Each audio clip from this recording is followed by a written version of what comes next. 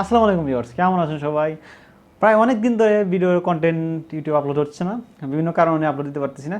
তো ভাবলাম যেহেতু বাংলাদেশে ইন্টেল 12 জেনারেশন প্রসেসরগুলো রিলিজ হলো, তো সে একটু এই নিয়ে কথা বলি। তো আপনারা জানেন গতকাল কিন্তু এই আমাদের বাংলাদেশে ইন্টেল অফিসিয়ালভাবে 12 জেনারেশন প্রসেসর আপনার কিন্তু রিলিজ হয়েছে। এখানে তিনটা প্রসেসর রিলিজ হয়েছে, i5 এবং i7 এবং i9 এর। এটা কে সিরিজের প্রসেসরগুলো তিনটা রিলিজ হয়েছে, সামনে কে এফ সিরিজের প্রসেসরগুলো আসবে। তো বছর পেরোনা বেরোতে কিন্তু আপনারা জানেন 11 জেনারেশন কিন্তু হয় এই তো অল্প কয়েক মাস আগে রিলিজ হয়েছিল, এক বছর মনে হয় হয়নি। তারপরে পরেই কিন্তু আমাদের 12 জেনারেশন প্রসেসরগুলো কিন্তু মার্কেটে রিলিজ হলো।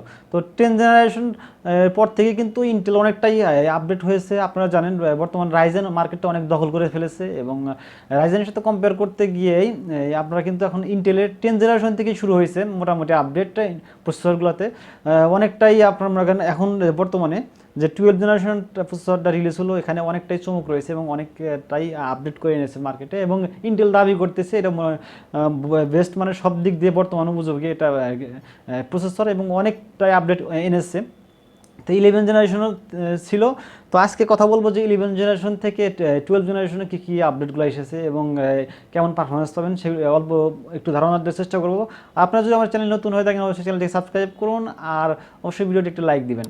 তো আপনারা জানেন 11 জেনারেশন প্রসেসর অনেকটাই আপডেট ছিল 10 জেনারেশন থেকে। 10 জেনারেশন পর্যন্ত কিন্তু আমরা কফি লেকের প্রসেসরগুলো পেয়েছি, কফি লেক যেটা সিরিজগুলো।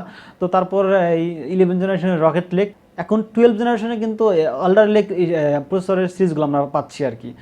তো এখন ইন্টেলে 10 জেনারেশন পর্যন্ত আগের অনেক প্রসেসরে কিন্তু কফি লেক ছিল আর কি। তিনটা প্রসেসর রিলিজ হয়েছে এবং তিনটা নিয়ে কথা বলতে অনেক সময় লাগবে, তো আমি এখানে শুধুমাত্র i5 নিয়ে কথা বলবো।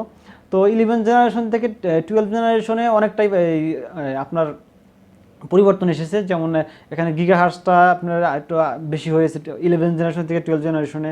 আরেকটা মেজর পার্থক্য হলো আগের প্রসেসরগুলো কিন্তু এই 14 ন্যানোমিটার উপরে বেস করে এই তৈরি হতো, কিন্তু এখন এই 12 জেনারেশনের প্রসেসরটা কিন্তু 10 ন্যানোমিটার উপরে বেস করে তৈরি হয়েছে, যা আপনার অনেকটাই পাওয়ার কনজামশন করবে এবং আপনার স্পিডটা অনেক ভালো পাবেন আশা করা যায়। তারপরে এখানে আপনার ক্যাশ মেমোরিটা বৃদ্ধি পেয়েছে।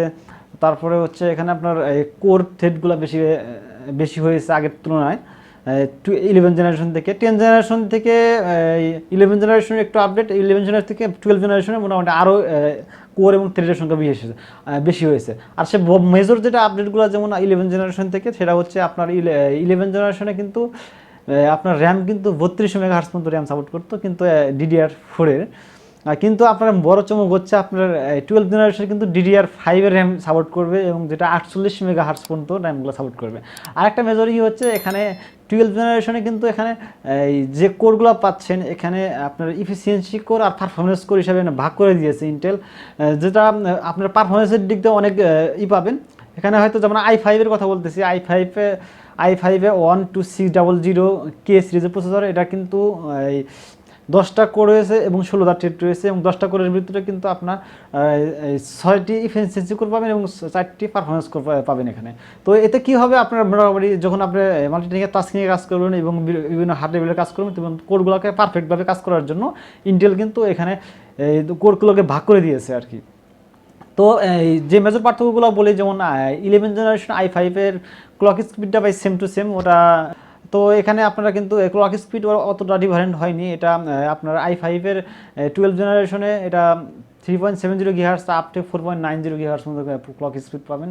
তারপরে হচ্ছে আপনার 11 জেনারেশনের i5-এর প্রসেসরে এটা ক্যাশ মেমোরি ছিল আপনার 12 MB ছিল হয়তো মেবি, এটা 20 MB হয়েছে। তারপরে সেকেন্ড যেটা হচ্ছে এখানে কিন্তু আগের 6টা থ্রেড ছিল এবং 6টা কোর ছিল, 12টা থ্রেড ছিল, কিন্তু আপনার এই 12 জেনারেশনে আপনার কিন্তু এখানে 10টা কোর এবং 16টা থ্রেড। তো এখানে অনেকটাই কিন্তু পরিবর্তন হয়েছে, অনেকটাই বেশি হয়েছে। তো তারপরে প্রাইসটাও কিন্তু বাড়তি অনেক। আপনারা যারা এখন একটু সিভিল করে চাচ্ছেন 12 জেনারেশন দিয়ে, কিন্তু এখানে আপনার বাজেটটা কিন্তু অনেকটাই বাড়াতে হবে। যেমন মার্কেটে যখন দামগুলো দেখলাম, এটা আপনার i5-এর i5 12 জেনারেশনের প্রাইস দেখলাম 30,000 টাকা হয়তো হবে আশপাশে, দাম একটু কমতে পারে, এটা স্বাভাবিক, সামনে হয়তো কমার সম্ভাবনা রয়েছে। এবং i7 কিন্তু প্রাইস 40 থেকে 42,000 টাকা, এবং i9-এর প্রাইস 60+ হবে। তো এই প্রসেসর দিয়ে যারা পিসি বিল্ড করতে চাচ্ছেন তাদের কিন্তু বাজেটটা অনেকটাই বাড়াতে হবে, কারণ এই প্রসেসরের মাদারবোর্ডগুলোর প্রাইসটাও বেশি আর কি, 10 জেনারেশন 11 জেনারেশন থেকে প্রাইসটা একটু বেশি। তো বর্তমান যেহেতু নতুন রিলিজ হয়েছে মার্কেটে এবং এই জন্য প্রাইসটা বেশি, হয়তো সামনে কমতে পারে। তো আগে 11 জেনারেশন i5-এর প্রসেসরের দাম ছিল হয়তো 25,000 টাকা মেবি, প্রথম যখন রিলিজ হলো, এখন 19 থেকে 20,000 টাকা এখন মার্কেটে পাবেন। তো একটু দামটা একটু কমেছে, কিন্তু আপনারা জানেন 11 জেনারেশন প্রসেসরগুলো মার্কেটে অ্যাভেলেবল নাই, কারণ এখন সবাই আপডেটের দিকে ঝোঁকে। এই জন্য মার্কেট স্টক যেরকম থাকে স্টকগুলো কমে যায়, এই জন্য মার্কেটে অ্যাভেলেবল পাওয়া যাচ্ছে না, পাওয়া যায় নাই কিন্তু 11 জেনারেশন। প্রথম দিকে পাওয়া গেলে পরবর্তীতে এখনও আপনি 11 জেনারেশন প্রসেসরগুলো পাবেন না, কিন্তু 12 জেনারেশন আসতে আমার আশা করা যায় যে এটা মার্কেটে হয়তো আপনারা অ্যাভেলেবল পাবেন। তো এই হলো পারফরমেন্স। তো এখানে কিন্তু আরেকটা জিনিস, মেইন জিনিস হয়েছে যে আপনার 10 জেনারেশনে কিন্তু ইন্টেলের যে আপনার ভিতরে যে গ্রাফিক্স থাকে, বিল্ট ইন গ্রাফিক্স থাকে, সেটা ইন্টেল ইউএসডি 630 ছিল। যারা 11 জেনারেশনে গিয়ে 750 ইন্টেল ইউএসডি 750 গ্রাফিক্স ছিল, এখন 12 জেনারেশনে কিন্তু ইন্টেল ইউএসডি 770। তো মোটামুটি বিল্ট ইন গ্রাফিক্স অনেকটাই পাবেন যারা কেসিজি প্রসেসরগুলো নেবেন। তো বিল্ট ইন গ্রাফিক্স দিয়ে যারা আপাতত গ্রাফিক্স কার্ড নিতে পারতেছেন না, এটাতে ভালো পারফরমেন্স পাবেন। তারা ইন্টেল দাবি করছে এই গ্রাফিক্স দিয়ে তারা 4K পর্যন্ত আপনারা ভিডিও চালাতে পারবেন, আউটপুট দিতে পারবে ডিসপ্লেতে।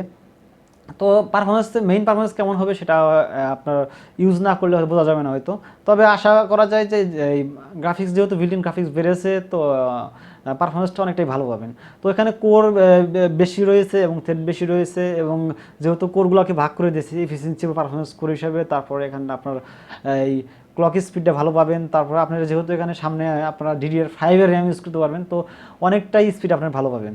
যারা এখন এটা কিন্তু এই i5 এবং i7টা কিন্তু i7-এর 12 জেনারেশন ইন্টেল কিন্তু রাইজেন 9 সিরিজের প্রসেসরের সাথে কম্পেয়ার করেছে আর কি। তাদের সাথে কম্পেয়ার করলে আমি কয়েকটা সাইট গবেষণা দেখলাম একটু বেঞ্চমার্কগুলো। তো এখানে আপনার রাইজেন 9-এর থেকে আপনার কিন্তু ইন্টেল 12 জেনারেশনের 12 i7-এর 12 জেনারেশনের পারফরমেন্সটা কিন্তু অনেকটাই এগিয়ে আছে আর কি।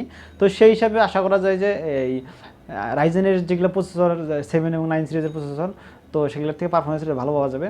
তো তারপরেও যখন এই আপনার রিয়েল টাইম পারফরমেন্স যখন হয়তো পিসি বিল্ড করে দেখা যাবে যে পারফরমেন্সটা কেমন হয়, রাইজেনের সাথে কম্পেয়ার করলে কেমন হয়, এবং ইন্টেলের আপনার 11 জেন থেকে আপনার 12 জেনারেশন পারফরমেন্সটাকে কেমন হয়, সেটা রিয়েল লাইফ পারফরমেন্স ভালোভাবে বোঝা যাবে আর কি। তো আশা করা যায় যে পারফরমেন্সটা অনেকটাই ভালো হবে।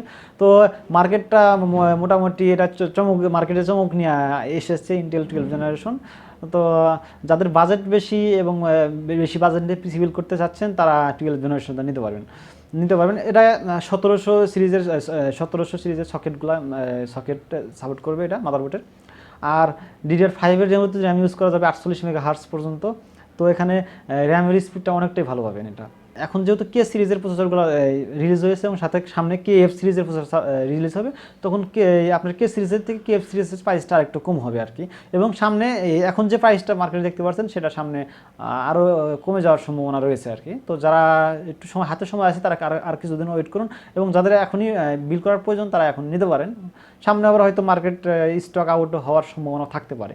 আর পিসি বিল্ডে যারা লো বাজেট পিসি বিল্ড করতে যাচ্ছেন, তারা আমার চ্যানেলে অনেক ভিডিও আছে, চাইলে দেখতে পারেন। আর আমি এখন কোনো দোকান বা স্পন্সর নিয়ে ভিডিও করতেছি না, আমি শুধু আপনাদের ধারণা দেওয়ার জন্য ভিডিও করবো সামনে, এবং এখনও করতেছি। এবং আপনারা অবশ্যই পছন্দ করে আপনার প্রোডাক্টগুলো কিনবেন, এবং মার্কেট যাচাই বাছাই করবে, যে কোনো প্রোডাক্ট কিনলে মার্কেট যাচাই কিনবেন। তো এই হলো আজকের ভিডিও। আর ভালো থাকবেন, সুস্থ থাকবেন, ধন্যবাদ সবাই।